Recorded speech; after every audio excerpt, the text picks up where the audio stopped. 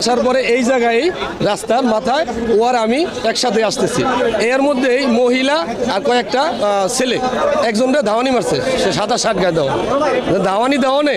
সে ওই দৌড় দিচ্ছে, ওই ধরনের স্যান্ড বাড়ি করছে, ওই ছেলেটা তো বাঁচার লাগে দৌড় দিচ্ছে, কারণ ও আমার কাছেই,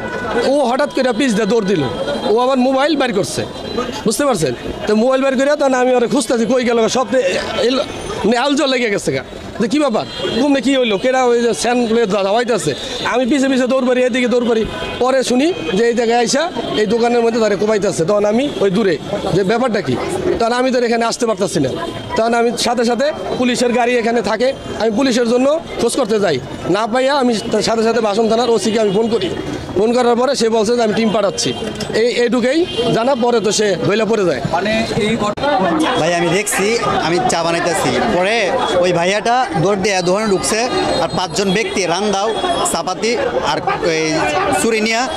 মানে ওইখানে 2-3টা কূপ দিছে, কূপ দেওয়ার পরে যে আমি বলছি এই ভাই আস্তে আস্তে ভাই মাফ করে দেন, যারা হয়েছে না হয়েছে কূপ মারবো, কূপ মাইরে একেবারে গাড় পালাই দেবো, পরে আমি আমার মতন মানে ভয় পাইয়া আমি মনে করি নিচে মানে থমকাই গেছি আর কি। পরে কি হয়েছে ভাই আমি আর মনে করেন যে আমি আর 5 মিনিট পর্যন্ত গেলে ওইখানে গেলে মানে বসে আসলাম, মানে পরে কি হয়েছে আমি আর কিছু বোঝাতাম না বড় ভাই। বিষয়টা কীভাবে নিব আসলে আমরা দেখিও পুরো আতঙ্কের ভিতরে আছি, যেমন একটা ঘটনা এইভাবে চৌরাস্তার ভিতরে ঘটছে, কারণ সাধারণ মানুষও চলাফেরা করতে আতঙ্কের ভিতরে থাকে, যেমন সে নাকি পেশাগত একজন সাংবাদিক, সে ওইদিকে থেকে দৌড়ে আসছে আত্মরক্ষার জন্য, এখানে আইসে, এখানেও তার রেহাই পাইল না, শেষ পর্যন্ত তারা খুনেরা তাদের খুন কইরা চলে গেছে। আসলে এরা তো সঠিক তদন্ত কইরা যারা এটার সাথে জড়িত ছিল তাদেরকে আইনের আওতায় আনাই আমি সবচেয়ে ভালো মনে করি। দেশের পরিস্থিতি তো খুব খারাপই, এই চৌরাস্তা মোড়ে এত মানুষের মাঝে যদি কুবাইত হয়ে যায় তাহলে মানুষের তো জীবনের কোনো নিরাপত্তা নাই, যে কেউ যে কোনো জায়গায় কুবাইতে পারে। ভাই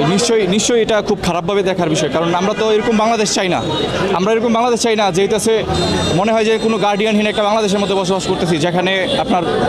একজন মানুষ আপনার যে প্রকাশ্যে খুন করে চলে যায়, ঠিক আছে, আমরা তো মানে শুনেই এটা হচ্ছে মানে মেনে নিতে পারতেছি না, একজন মানবিক হিসেবে, একজন সাধারণ মানুষ হিসেবে এটা কখনো মেনে নেওয়া যায় না, ঠিক আছে। মানুষ পশুরা কখনো পশুর মতো এরকম ধরনের কাজ করে না, এটা দেখে আমরা খুবই মর্মাহত। আসলে আমি তো যদিও পুরো ঘটনা দেখি নাই, কিন্তু চৌরাস্তার মতো এরকম একটা জায়গার ভিতর তাও অবশ্যই প্রশাসনের ব্যর্থতা তো আছে, প্রশাসন অবশ্যই ব্যর্থতা, বড় ব্যর্থতা আছে। তাও জিনিসটা এমন না যে কয়েক সেকেন্ডে করছে, জিনিসটা মিনিমাম তো কয়েক মিনিট কোপানো লাগছে, মানুষজনই বলতেছে যে একদম মৃত্যুর নিরাপত্তা, একদম নিরাপত্তা